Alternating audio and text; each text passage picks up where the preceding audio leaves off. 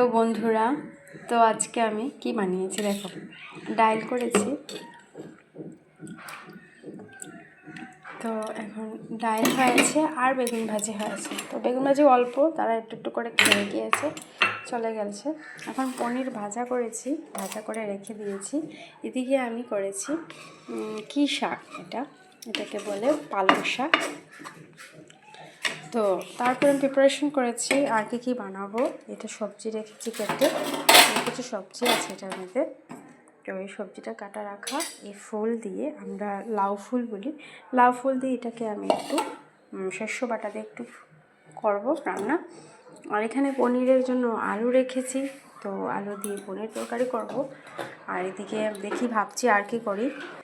এই যে পালং শাক, দেখো সত্যি সত্যি পালং শাক না, পালং শাক।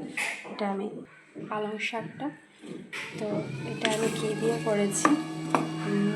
শুকনো মরিচ, সম্বাস, পাঁচফোড়ন, মেথি, যে যার যেটা ইচ্ছা দেওয়া যায়। সম্বাসে নিরামিষ আছে আমাদের, সোমবার তো আজকে নিরামিষ।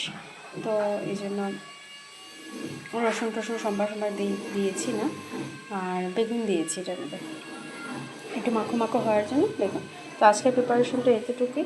আমার আলু টালু সব রেডি কাটাকাটি। তো আমি এখন রান্না শুরু করব। এখন তার সকালের খানিটা দিয়ে দিই।